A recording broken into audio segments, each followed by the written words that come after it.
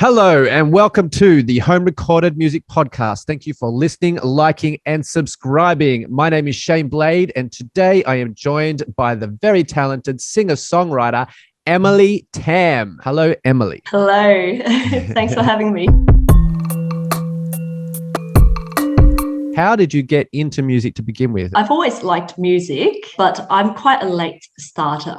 So it was only after I finished university, I moved to Japan. And when I was living there, that's when I properly started doing music. So I joined a good number of bands, started off with a little bit of soul and jazz. Through that, I started doing Brazilian music, mainly bossa nova. Was that just singing or did you play an instrument as well? Just only singing, Okay. but I did eventually, little by little, learn how to play the guitar as well. So I did compose some songs, and even now I compose songs mainly playing the guitar. What about some of your influences? Where do you draw influences from for your music? Brazilian music. So, of course, Tom Jobim, João Gilberto, Chico Buarque, so a lot of these Brazilian names, but most importantly, the female singer is Nara Leão, which she has a way of singing that can really tell the story and really reach the audience well. And she is definitely my role model. Online, I noticed that you have a new album or something that you worked on. I think Mois Oceana, is it Oceanos? Dois Oceanos, Okay, which cool. means two oceans. Yeah. Who is the other artist on there? His name is Isaac Laurindo. So he's a Brazilian guitarist. He was based in Brazil. How did that album come about? Well, I lived in Brazil for a number of years. And while I was living there, I performed quite a bit with Israel, and I really enjoyed playing with him a lot. And then I moved back to Australia. After coming back, I really missed making music with him. And it was only a few years after coming back to Australia, we were chatting and we were saying, we miss playing with music with each other. Why don't we make something together? With the technology that we have now, we're able to do that. And as long as we're communicating our ideas properly, we can compose music together. And that's what we did. A good point with the technology that we do have the ability to be able to do that. You would sort of give him an idea and then he would send you a guitar track and then you'd sing on that and back and forth, or how was that? How did that work? Yeah, so both of us composed different songs in the album. So some songs he composed all the melody or the harmonies. I wrote all the lyrics for the entire album. And some of the songs I composed the melody, harmony, and lyrics. And then we just recorded what we had, sent it back and forth, and sent each other the lead sheets that we created.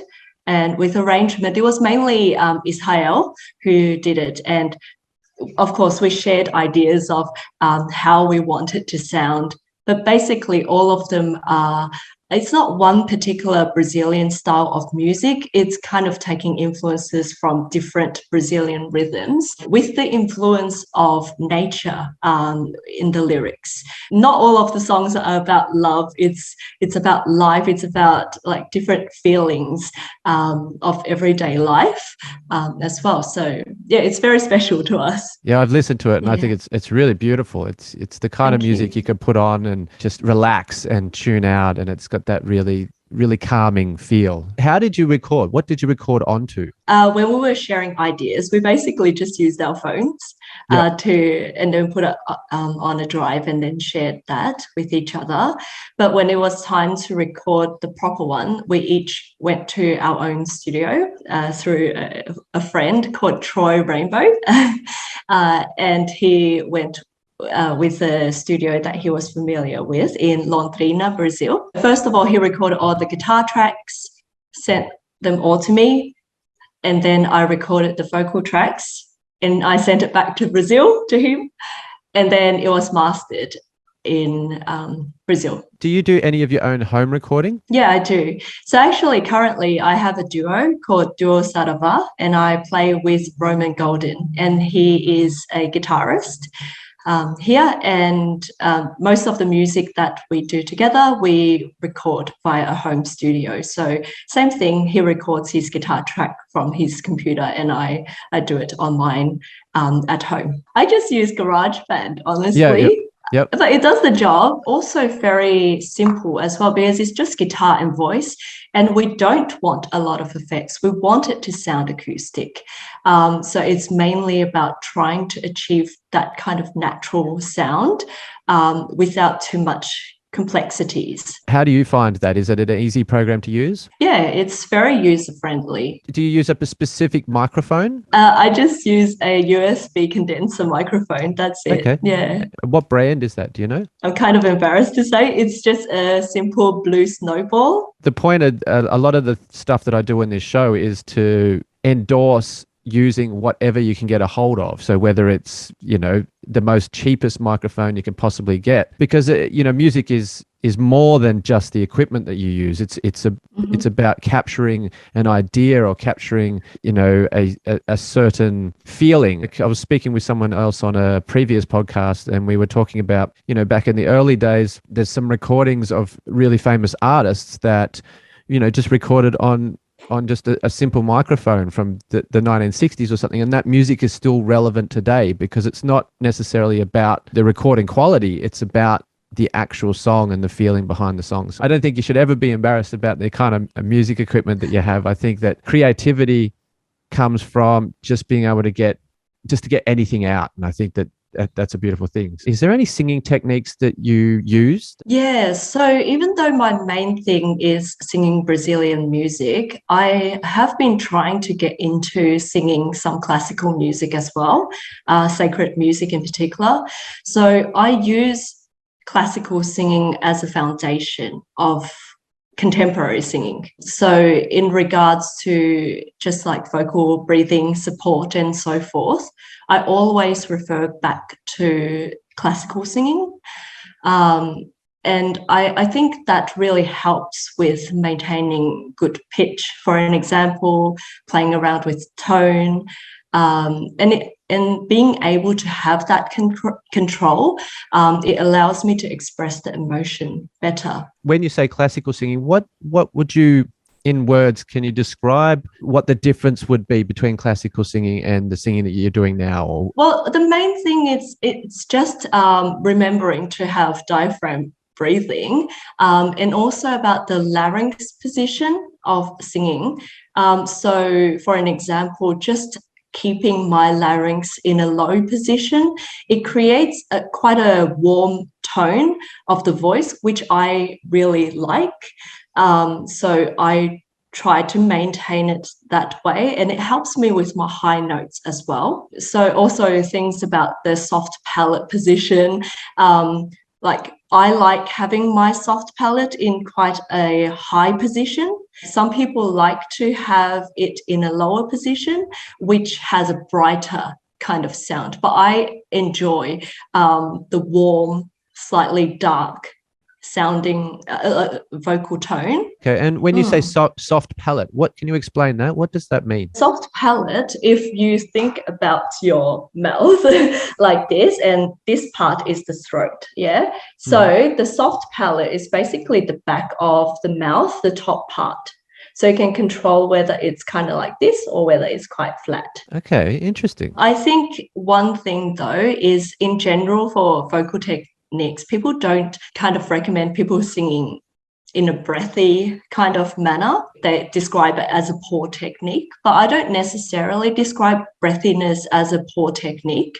I think it's more about being able to control it when you have the breathiness and when you don't have the breathiness, and that becomes a form of expression. And with the type of music, that type of Brazilian music that I do, breathiness is quite a good thing. It's very relaxed. It sounds relaxed, and we want that quality. And breathiness being like, how would you explain that? Breathiness is generally, if you sing a single note, for an example, you would hear a slight kind of like, you can hear the breath coming out. And it's quite useful. Within music, what is something that you've learnt recently? The importance of knowing the background of the music that you sing, whether it's about the composers or whether it's about the time that the song was created, where it was created, and so forth, because it adds so much more meaning to a song. And when you understand all that background to a song, I think you're able to express it vocally when you sing as well. Do you think that that's relevant in the genre or specifically for a song that someone else has sung? I think it's with all music, honestly. Yeah. Because I think songs were created to tell a story in general.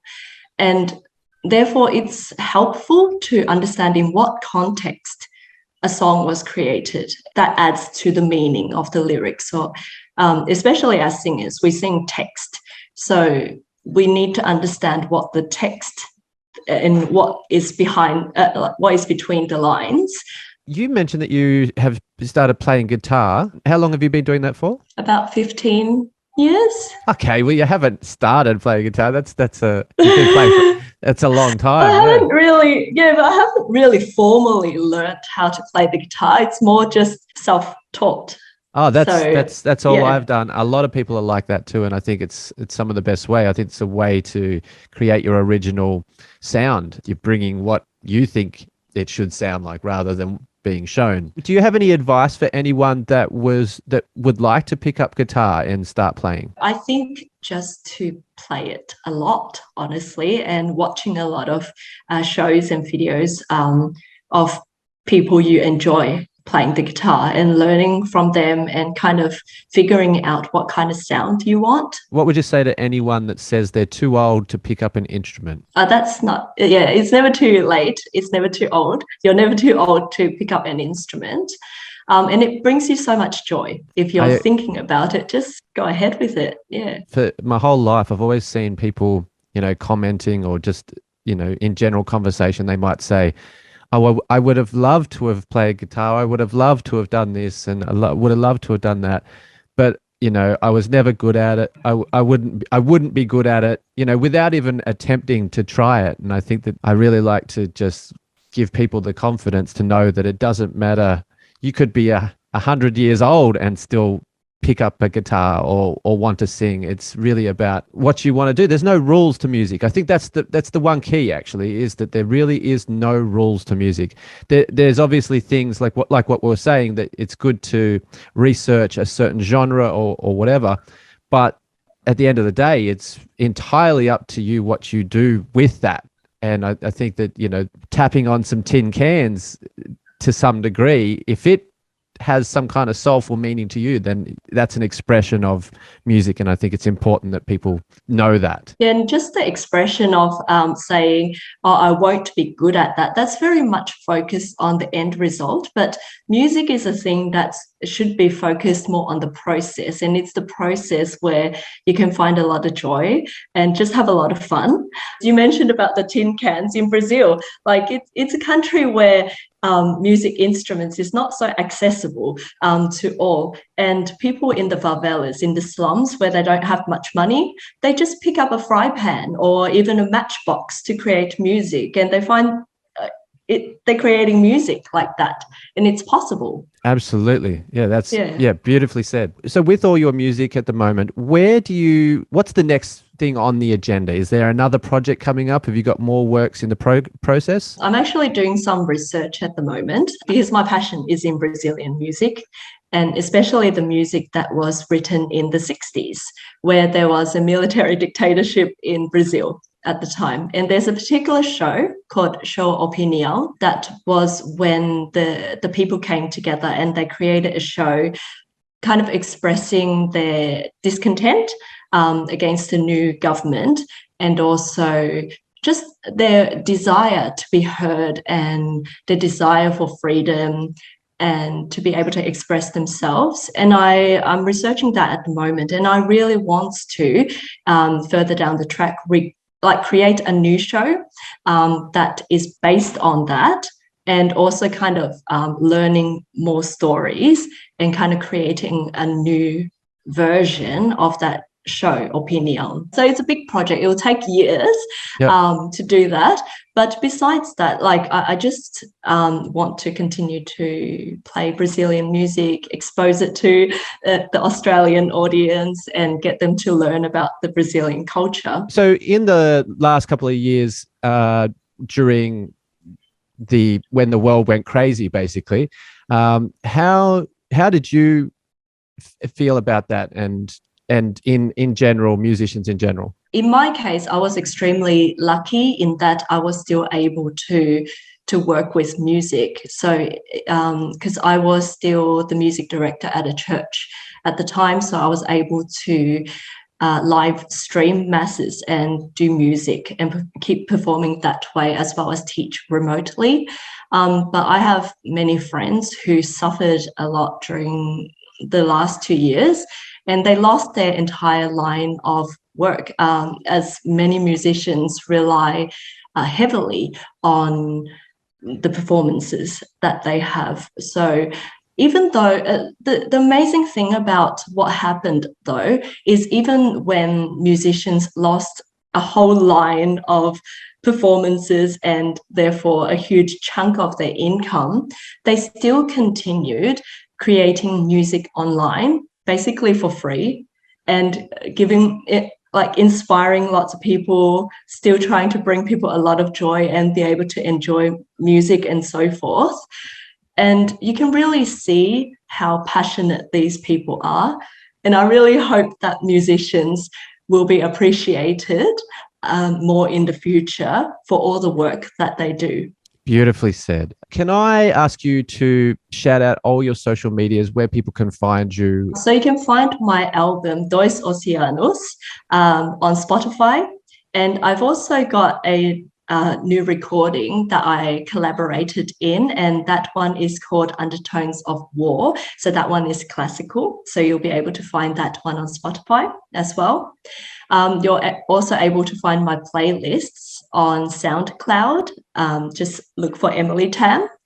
And you can find me as Emilinia on Facebook. Excellent. And I'm going to link all of those links down in the description, guys, if you want to go down there and just check those out and follow Emily on her social medias and check out all her great work. Thank you very much for joining me today, Emily. It's been an absolute pleasure to talk to you. It was great. Thank you. All right, guys, that's the end of the show. Thank you very much for tuning in and joining us here today. Make sure you subscribe to the channel and subscribe to Emily's channels. And as always, keep rocking, keep rolling. Rah.